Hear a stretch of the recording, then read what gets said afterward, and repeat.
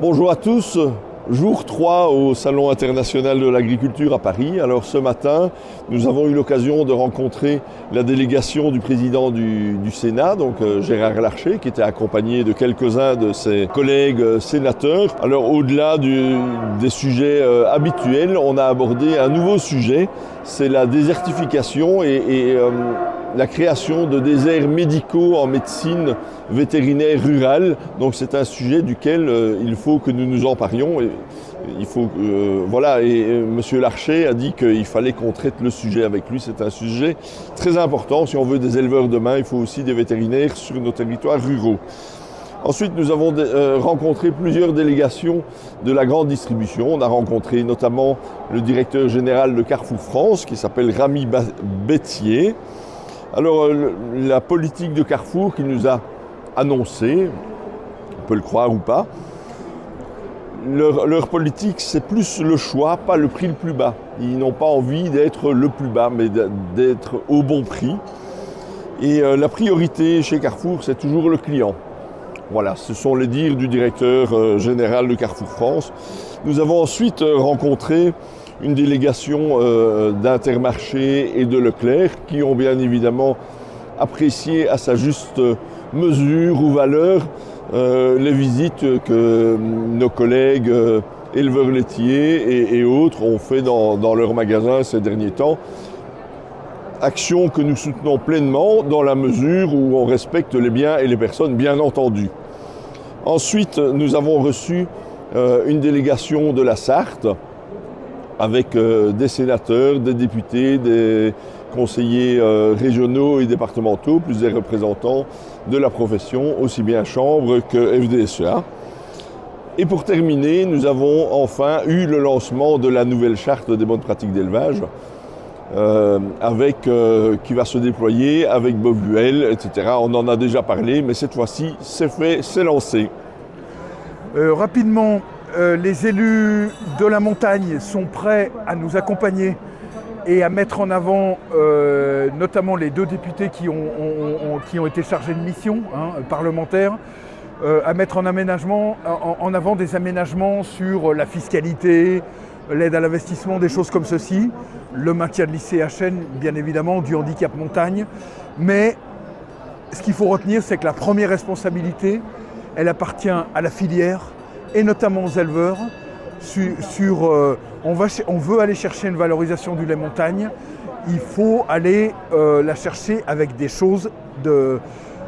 Qu'est-ce qu'est l'élevage en montagne? Ce n'est pas discriminant pour les autres, mais c'est quels sont les points positifs qui distinguent et qui différencient sur le lait en montagne, c'est-à-dire en gros le lien à la pâture, le lien à la prairie et la montagne en tant que telle et la biodiversité, voilà.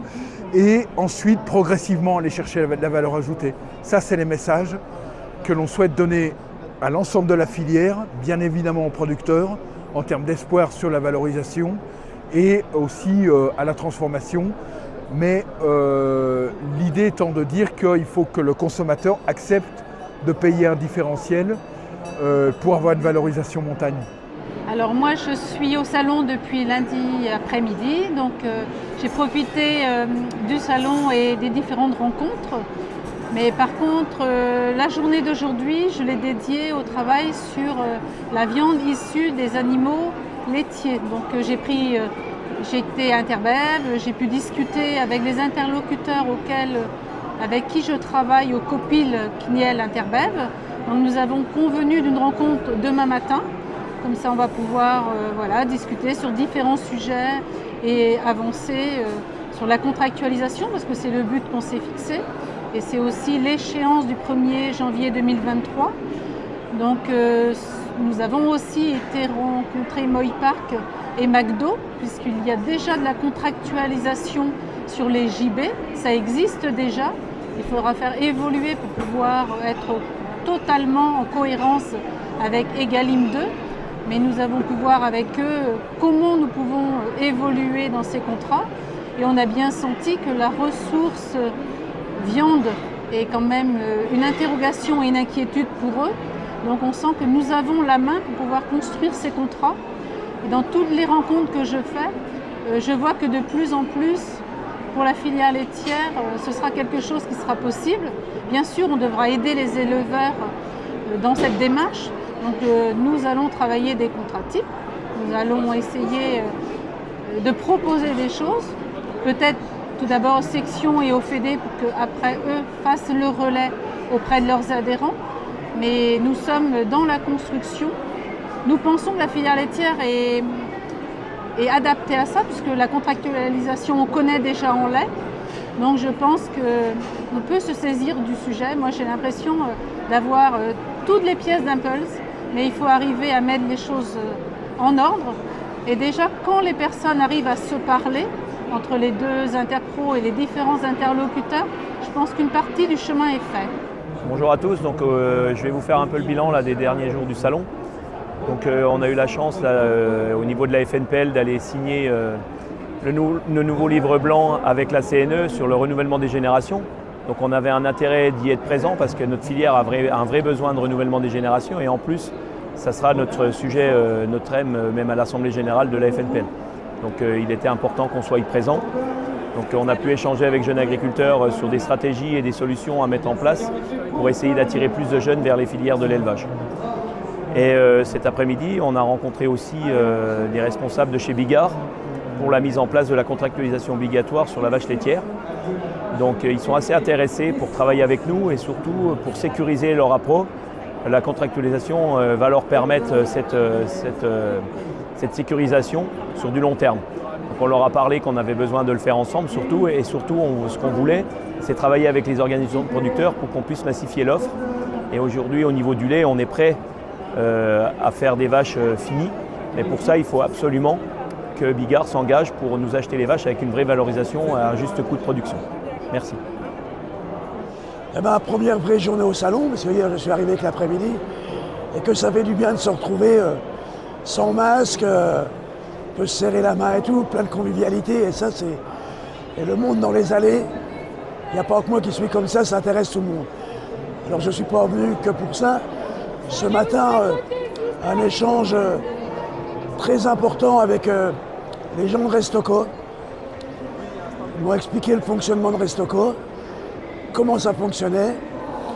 Et quand le ministre il veut que Galim 2, ça marche, nous aussi on veut que ça marche. Mais les prix dans la restauration collective, où c'est 10 millions de repas par jour, je crois, Restocco, ils sont fixés par les pouvoirs publics.